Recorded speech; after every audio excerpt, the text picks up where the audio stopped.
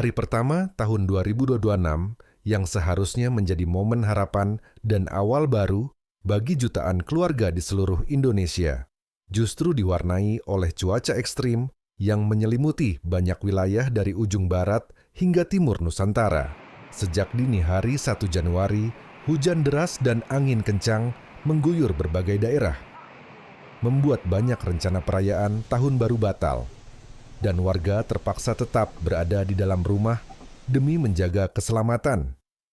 Fenomena ini bukan hanya sekadar hujan musiman biasa, melainkan bagian dari sistem cuaca skala besar yang terbentuk akibat pertemuan angin muson, kelembaban tinggi, dan gangguan atmosfer dari wilayah Samudra Hindia bagian selatan.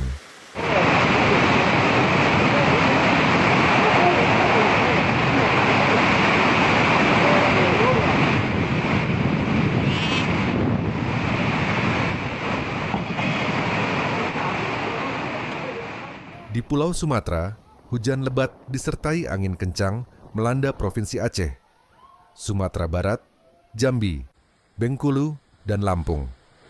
Di beberapa daerah pesisir seperti Padang, Moolaboh, dan Kota Bengkulu, angin bertiup dengan kecepatan tinggi sejak malam pergantian tahun. Pagi harinya, banyak warga terbangun oleh suara dentingan hujan deras yang menghantam atap seng dan suara pepohonan yang bergoyang keras. Di wilayah Jambi dan bagian tengah Sumatera Selatan, sejumlah daerah melaporkan genangan air di jalan utama serta gangguan listrik akibat sambaran petir. Aktivitas masyarakat termasuk pasar pagi dan ibadah awal tahun terpaksa ditunda atau dipindahkan karena situasi cuaca yang tidak kondusif.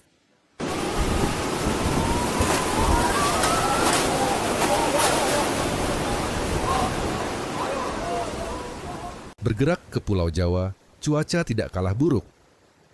Di Provinsi Banten, Jawa Barat, Jawa Tengah, Daerah Istimewa Yogyakarta, dan Jawa Timur, awan konvektif berkembang pesat sejak subuh. Hujan dengan intensitas tinggi turun merata, dan dalam beberapa kasus disertai angin puting beliung skala kecil yang merusak atap rumah warga dan fasilitas umum.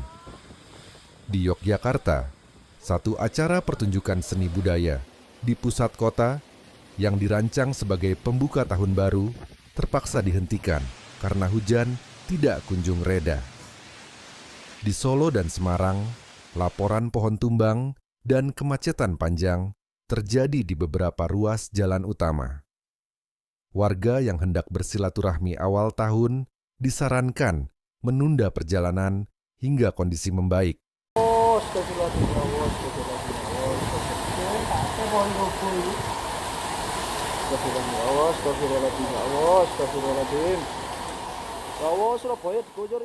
Kalimantan pun tidak luput dari dampak buruk cuaca. Provinsi Kalimantan Barat dan Kalimantan Utara mengalami gangguan signifikan akibat hujan petir yang disertai angin kencang. Di Pontianak, listrik padam di beberapa kecamatan selama 2 jam setelah hujan deras merusak jaringan distribusi. Di wilayah perbukitan Nunukan dan Malinau, pemerintah daerah mengeluarkan peringatan dini terhadap risiko tanah longsor, mengingat tanah yang sudah jenuh air sejak hujan turun sejak akhir Desember. Beberapa warga di daerah rawan telah mulai bersiap untuk kemungkinan evakuasi mandiri jika situasi memburuk.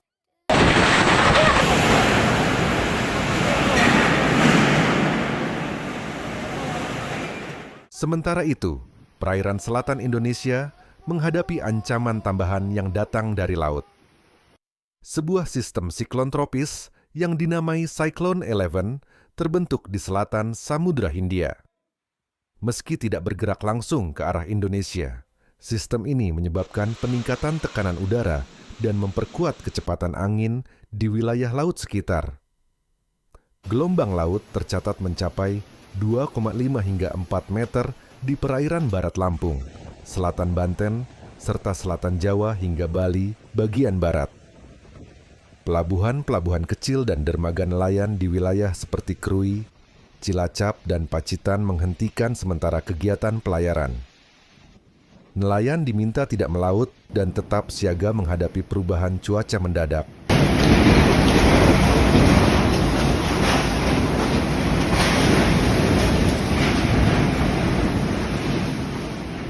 Pusat Data BMKG mencatat bahwa sistem tekanan rendah ini telah memperluas pengaruhnya hingga ke atmosfer lapisan tengah, menyebabkan suhu permukaan laut lebih hangat dan mendorong pembentukan awan hujan berlapis.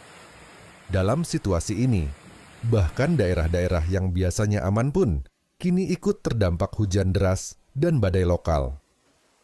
BMKG mengeluarkan peringatan resmi bahwa fenomena ini bisa berlangsung hingga 3 hari ke depan, dengan potensi intensitas meningkat di wilayah Indonesia Tengah dan Timur. Dalam konferensi pers pagi ini, juru bicara BMKG menyampaikan pesan khusus kepada masyarakat. Mereka menegaskan bahwa hujan deras dan angin kencang bukan sekadar fenomena alam tahunan, tetapi sebuah pengingat bahwa adaptasi terhadap perubahan iklim harus menjadi bagian dari kehidupan sehari-hari. Masyarakat diminta untuk terus mengikuti perkembangan informasi cuaca, menjaga lingkungan sekitar agar tidak terjadi banjir atau longsor, serta saling membantu jika ada keluarga atau tetangga yang terdampak.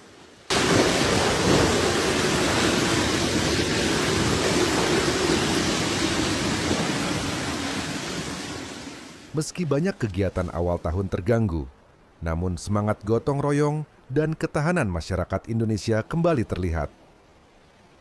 Di desa-desa yang terisolasi oleh banjir kecil, warga saling membantu membuat tanggul darurat.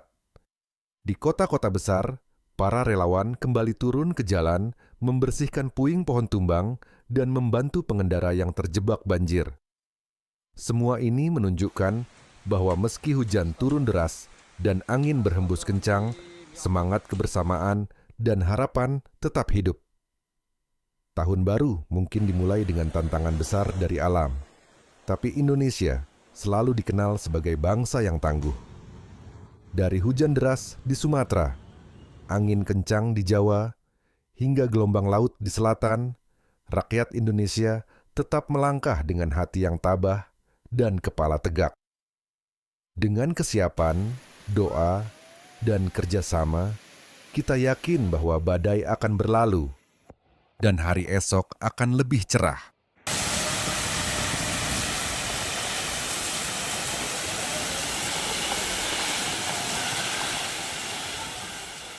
Di balik hujan deras dan angin kencang yang melanda daratan Indonesia, terdapat sistem cuaca yang lebih besar sedang berkembang di wilayah Laut Selatan. Sebuah siklon tropis bernama Cyclone 11 telah terbentuk di Samudra Hindia bagian selatan. Meskipun pusat tekanan rendahnya tetap berada jauh dari daratan Indonesia, namun dampaknya tetap terasa, terutama di wilayah pesisir selatan seperti Lampung, Banten, Selatan Jawa, dan sebagian perairan Bali Barat. Tekanan atmosfer yang tidak stabil dari sistem siklon ini memperkuat hembusan angin permukaan dan memicu terbentuknya gelombang tinggi yang berbahaya.